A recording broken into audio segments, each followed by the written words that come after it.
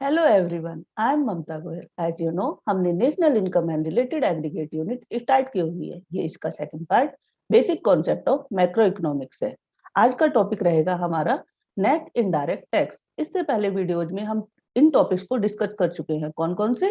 Domestic territory, normal residence, factor income and transfer income, final goods and intermediate goods, consumption goods and capital goods, gross investment, net investment and depreciation. यदि आपको previous video के note चाहिए तो आप description में जाकर Telegram link join कर सकते हैं। So let's start net indirect tax. Net indirect tax पढ़ने से पहले हम पता करेंगे कि टैक्सेस कितने प्रकार के होते हैं। टैक्सेस हमारे दो प्रकार के होते हैं। एक होता है हमारा डायरेक्ट टैक्स और एक होता है हमारा इनडायरेक्ट टैक्स। क्लियर? ये डायरेक्ट टैक्स और इनडायरेक्ट टैक्स क्या होते हैं? डायरेक्ट टैक्स वो टैक्स होता है जो गवर्नमेंट जिस व्यक्ति पर लगाती है उसी को उसको पे करना होता है। कोई और व्यक्ति इसको पे नहीं करेगा। यानी वो जिस व्यक्ति पर लगता है वो व्यक्ति किसी और पर इसको शिफ्ट नहीं कर सकता है, उसी को उसे पे करना होता है। डायरेक्ट टैक्स का एक एग्जांपल हो गया जैसे इनकम टैक्स। ये गवर्नमेंट है हमारी, ये पब्लिक है। गवर्नमेंट ने यदि इस व्यक्ति पर डायरेक्ट टैक्स लगाया है, टैक्स लगाया है और इस व्यक्ति ने डायरेक्टली गवर्नमेंट को पे किया है, तो ये हमारा क्या होगा? Direct tax. जैसे हमारा इनकम टैक्स होता है, जो व्यक्ति इनकम प्राप्त करता है उसी को वो टैक्स पे करना होगा जो गवर्नमेंट ने उस पर इम्पोज किया है। वो उस टैक्स को किसी और के ऊपर या शिफ्ट नहीं कर सकता है। इसी तरह से जैसे हमारा प्रॉपर्टी का टैक्स होगा, जिस व्यक्ति की वो प्रॉपर्टी होगी, जिस व्यक्ति का वो एसेट होगा, वो व्यक्ति ही उसको पे करेगा, उस टैक्स को पे करेगा जो गवर्नमेंट उस पर लगाएगी। और इसका एक रूल और है कि जितनी ज्यादा इनकम होगी, जितनी ज्यादा प्रॉपर्टी होगी या जितनी ज्यादा एसेट जिस व्यक्ति के पास होगी, उसका वो टैक्स भी उतना ही ज्यादा होगा। यानी क्या होता है? जितनी ज्यादा इनकम, उतनी जितनी ज्यादा मतलब अर्न करता है एक व्यक्ति, उतना ही ज्यादा टैक्स उसको इम्पोज किया जाता है, उतना ही ज्यादा उसको टैक्स को पे करना पड़ता है। क्लियर? यानी डायरेक्टली गवर्नमेंट जिस व्यक्ति पर जो टैक्स लगाती है और उस व्यक्ति के द्वारा गवर्नमेंट को जो पे किया जाता है वो कहलाएगा हमारा डायरेक्ट टैक्स। डायरेक्ट टैक्स के कौन कौन से एग्जाम्पल होंगे? इनकम, प्रॉपर्टी और एसेट। और जो ये इनकम, प्रॉपर्टी और एसेट होते हैं, मीन क्या हुआ? जिस व्यक्ति की इनकम ज्यादा होगी उस पर डायरेक्ट टैक्स भी ज्यादा लगेगा, जिस व्यक्ति की प्रॉपर्टी और एसेट ज्यादा होगी उस पर ज्यादा टैक्स लगेगा, और जिस व्यक्ति की कम होगी उस पर कम टैक्स लगेगा। और जिस व्यक्ति के पास प्रॉपर्टी एसेट नहीं है या जिसकी इनकम कम है, तो कम इनकम वाले पर कम टैक्स, और जिसके पास प्रॉपर्टी एसेट नहीं है उस पर क्या होगा? टैक्स नहीं लगेगा, वो बियर नहीं करेगा। और जो ये डायरेक्ट टैक्स होता है गवर्नमेंट के द्वारा जिस व्यक्ति पर लगाया जाता है, वो उसको डायरेक्ट पे करेगा। मीन क्या हुआ? ये किसी किसी भी व्यक्ति पर शिफ्ट नहीं कर सकता। मीन क्या हुआ? जितना ज्यादा हम अर्न करेंगे उतना ही ज्यादा हमें टैक्स पे करना होगा, और इस टैक्स को हम किसी और व्यक्ति पर शिफ्ट नहीं कर सकते हैं। तो क्लियर हुआ आपको डायरेक्ट टैक्स? यानी गवर्नमेंट के द्वारा जिस व्यक्ति पर उसको क्या किया जाएगा, ये गवर्नमेंट है हमारी, ये पब्लिक है, जिस व्यक्ति पर इम्पोज किया जाएगा उसी व्यक्ति को उसको पे करना होगा। क्लियर? अब हम डिस्कस करते हैं इनडायरेक्ट टैक्स। इनडायरेक्ट टैक्स क्या होता है? ये टैक्स जिस पर इम्पोज किया जाता है वो क्या करता है? दूसरे व्यक्ति पर इसको शिफ्ट कर देता है। ये गवर्नमेंट हो गई, ये सेल हो गई, और ये कंज्यूमर हो गया। गवर्नमेंट ने सेल्समैन पर इम्पोज किया, वो जितनी भी सेल करेगा उस पर 10% वो टैक्स लगाएगा। क्लियर? अब सेल्समैन क्या करेगा? अपनी सेल का 10%। मीन क्या होगा? यदि वो 100 रुपए का मतलब सेल करता है तो वो 110 कंज्यूमर से क्या करेगा? प्राप्त करेगा। ये बन जाएगा उसका मार्केट प्राइस। मार्केट प्राइस क्यों बढ़ गया? क्योंकि इस पे 10% क्या लग गया? टैक्स लग गया। जो ये टैक्स लगा है हमारा 10%, वो किसने पे किया है? कंज्यूमर ने। और लगा किस पर था ये? सेल्समैन पर। सेल पे लगा था ना। 10% हमारा जो टैक्स लगा था वो सेल पे लगा था, लेकिन इसका पेमेंट किसने किया? कंज्यूमर ने। तो लगा किसी और पर और पे किसी और ने किया, तो इसलिए इसको क्या बोला गया? Indirect tax. जैसे कंज्यूमर ने क्या किया? कंज्यूमर ने क्या डायरेक्टली गवर्नमेंट को दिया? नहीं दिया। किस कंज्यूमर ने किसको दिया? सेल्स पर, सेल्समैन को दिया है। और सेल्समैन ने किसको दिया? गवर्नमेंट को। यानी ये इनडायरेक्टली गवर्नमेंट के पास पहुंचा है। किस पर लगा था हमारा जो टैक्स लगा था? गवर्नमेंट ने किस पर इम्पोज किया था? सेल पर। सेल्समैन ने इसको ट्रांसफर कर शिफ्ट कर किस पर कर दिया, कंज्यूमर पर। जेब से किसकी गया, कंज्यूमर की, और किसके पास पहुंचा, गवर्नमेंट के पास। लेकिन गवर्नमेंट ने इम्पोज किस पर किया था, सेल पर इम्पोज किया था, सेल्समैन पर इम्पोज किया था, कंज्यूमर पर नहीं किया था। लेकिन जेब से किसकी गया, कंज्यूमर की। तो इसलिए ये क्या कहलाएगा, आपका इनडायरेक्ट टैक्स। तो अब हो गया हमारा नेट इनडायरेक्ट टैक्स। अब इसमें एक वर्ड है नेट। इससे पहले हमने पढ़ा था gross investment, net investment and depreciation. Net investment कैसे प्राप्त किया था हमने, ग्रॉस इन्वेस्टमेंट में से हमने क्या किया था, ग्रॉस इन्वेस्टमेंट माइनस डेप्रिसिएशन। तो हमारा क्या आ गया था, हमारा नेट इन्वेस्टमेंट। इसी तरह से जो हमारा नेट इनडायरेक्ट टैक्स जो आएगा NIT, तो ये किस तरह से आएगा, indirect tax minus subsidy. Subsidy Net indirect tax refer to the difference between indirect tax and subsidy. Net indirect tax कब प्राप्त होगा, जब हम इनडायरेक्ट टैक्स में से सब्सिडी को माइनस कर देंगे। इसमें दो इंपॉर्टेंट पॉइंट आए आपके, एक तो आपका इनडायरेक्ट टैक्स आया और एक सब्सिडी आया। नेट इनडायरेक्ट टैक्स को क्यों पढ़ते हैं, क्यों काउंट करते हैं हम, क्योंकि जब हम नेशनल इनकम को काउंट करते हैं तो हमें उसमें नेट इनडायरेक्ट टैक्स की जरूरत होती है। Indirect tax, indirect tax refer to दो taxes which are imposed by the government. Indirect tax से मतलब क्या है, जो गवर्नमेंट के द्वारा इम्पोज किया जाता है। गवर्नमेंट किसके द्वारा इम्पोज किया जाता है, गवर्नमेंट के द्वारा, on production and the sale, किस पर, प्रोडक्शन पर और सेल पर, of goods and services. Mean क्या हुआ, इनडायरेक्ट टैक्स वो टैक्स होता है जो गुड्स और सर्विस की सेल और प्रोडक्शन पर इम्पोज किया जाता है। और किसके द्वारा इम्पोज किया जाता है, गवर्नमेंट के द्वारा। इम्पोज करने वाली कौन हुई, गवर्नमेंट। किस पर किया है, प्रोडक्शन और सेल पर। किसके प्रोडक्शन और सेल पर, गुड्स एंड सर्विसेज। क्लियर हुआ। जैसे हमारा क्या हुआ, indirect tax increase the price of the production in the market. Indirect tax क्या करता है, इंक्रीज करता है price of production in the market. Market में प्राइस को इंक्रीज कर देता है। For example, if the cost of the production one set of the speaker, एक सेट है स्पीकर का, उसकी उसका प्रोडक्शन का मतलब उसकी 500 क्या है, रुपीज की सेल का है। यानी जो उसको प्रोडक्शन की कॉस्ट क्या हुई हमारी, 500 रुपी। और उसमें प्लस क्या करेंगे, गवर्नमेंट लाइज GST ऑफ 10%। 10%, 500 का 10% क्या हो गया हमारा, 50। तो उसका प्राइस क्या हो गया हमारा, यदि हम 10% का हमारा टैक्स हो गया, तो उसका प्राइस हो गया आपका 550 rupee. Then the price of the speaker will increase to 550 due to the indirect tax. किस कारण से हुआ वो, इनडायरेक्ट टैक्स के। गवर्नमेंट ने उसकी सेल पर टैक्स लगाया 10%। उसका जो वो प्राइस था वो क्या था हमारा, 500 रुपी। लेकिन जब उस पर टैक्स इम्पोज कर दिया 10% का, तो उसकी 50 रुपी की जो ये प्राइस पड़ी है, ये हमारा टैक्स हुआ। तो उसका प्राइस यानी मार्केट प्राइस कितना हुआ, 550। ये है हमारा मार्केट प्राइस, और ये होगी हमारी फैक्टर कॉस्ट। फैक्टर कॉस्ट मतलब जितनी वैल्यू से, यानी जितने मतलब इन्वेस्टमेंट से उस वस्तु को तैयार किया गया। क्लियर। दोबारा पढ़ लेते हैं। इनडायरेक्ट टैक्स क्या हुआ, इनडायरेक्ट टैक्स रेफर टू दो taxes which are imposed by the government. जो इम्पोर्ट किया गया गवर्नमेंट के द्वारा, किस पर इम्पोज किया गया, प्रोडक्शन और सेल पर। किसकी प्रोडक्शन और सेल पर, गुड्स एंड सर्विसेज की। तो एक एग्जांपल लिया इसमें, सपोज एक स्पीकर का सेट है, वो हमारे 500 रुपी का है। उस पर गवर्नमेंट ने 10% की GST इम्पोज कर दी। तो वो कितना हो गया हमारा, 10% कितना हुआ 500 का, 50। तो उसका जो मार्केट प्राइस हुआ वो कितना हो गया, 550। Then the price of the speaker will increase to 550। 500 से इनडायरेक्ट टैक्स जुड़ने के कारण उसका प्राइस कितना हो गया, 550। क्लियर। अब देखते हैं सब्सिडी। जो ये सब्सिडी होती है और टैक्स होते हैं, ये दोनों एक दूसरे के अपोजिट होते हैं। क्यों, यदि आपकी जो टैक्स लगाया जाता है, टैक्स लगाने से जो इसके प्राइस हो जाते हैं वो इंक्रीज हो जाते हैं। प्राइस लगाने से यानी किसी गुड्स पर, किसी कमोडिटी पर यदि टैक्स लगा दिया जाता है, टैक्स इम्पोज किया जाता है, तो उसके प्राइस इंक्रीज हो जाते हैं।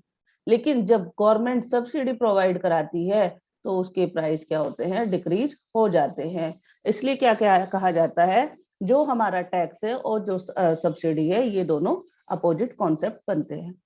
सब्सिडीज क्या होता है, अब सब्सिडीज जो गवर्नमेंट के द्वारा economic help, economic assistance provide की जाती है। Subsidies are the economic assistance given by the government to the firm and the household. यानी जो ये इकोनॉमिक असिस्टेंस है किसको प्रोवाइड की जा रही है? फर्म और हाउस होल्ड को। किसने प्रोवाइड करी है? गवर्नमेंट ने। ठीक है, with a motive of general welfare. यानी क्या किया, इसका मोटिव क्या था? General welfare.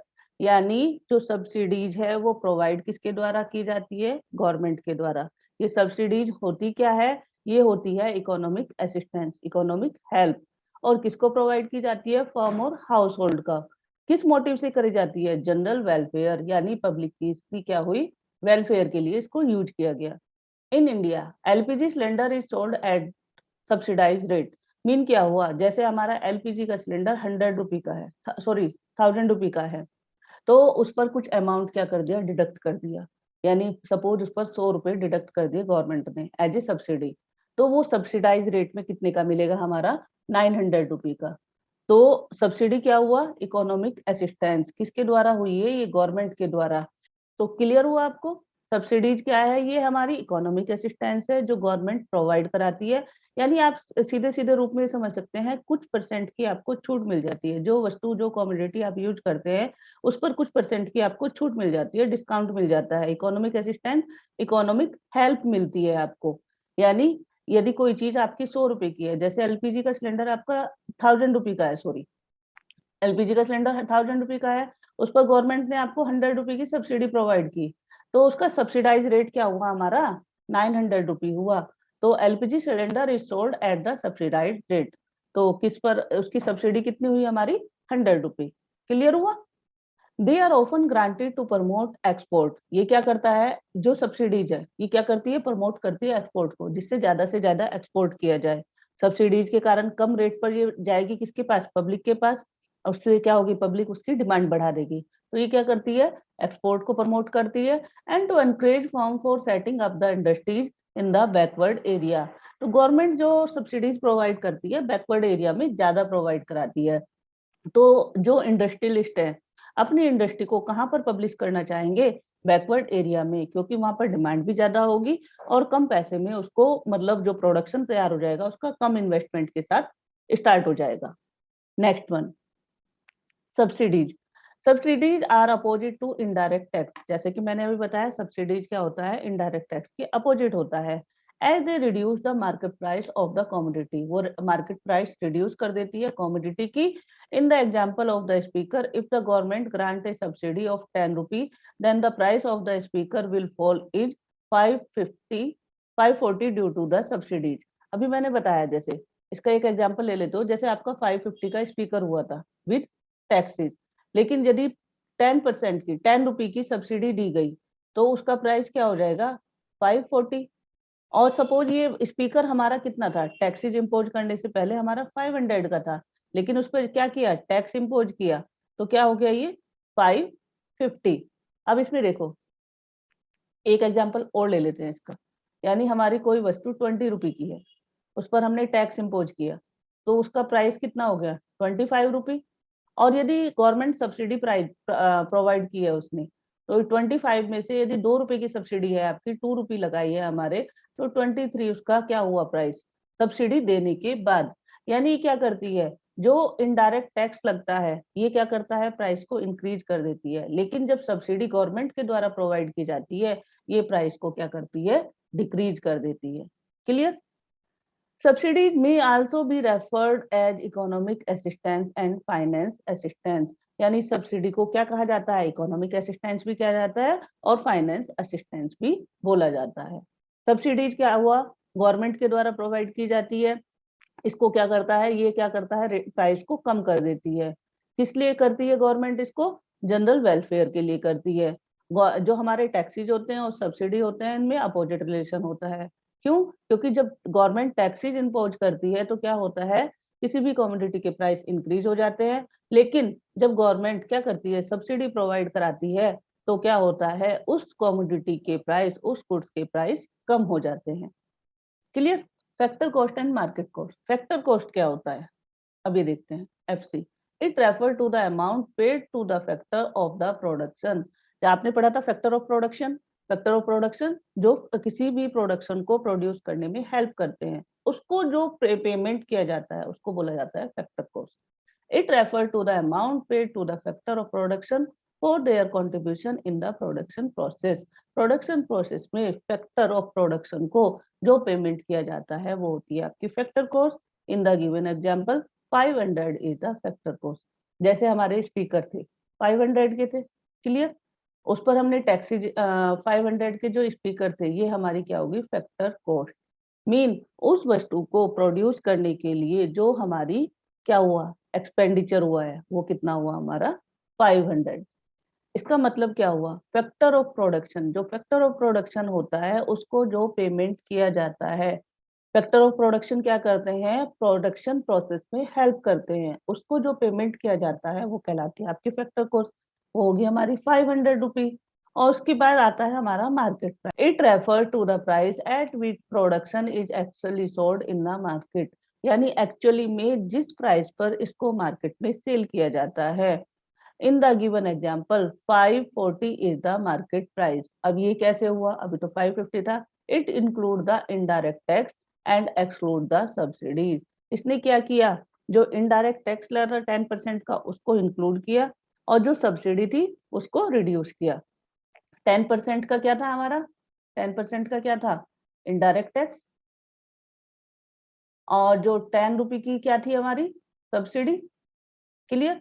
तो 10% का इनडायरेक्ट टैक्स क्या हुआ हमारा, कितना था हमारा 10% यानी 50 रुपी। ये तो हो गया हमारा 550। और इसमें से रिड्यूस कितना करना है 550 में से जब हम सब्सिडी को माइनस कर देते हैं 10 रुपी, तो इसका एक्चुअल प्राइस क्या हुआ 540। और ये 540 ही हमारा मार्केट प्राइस होगा।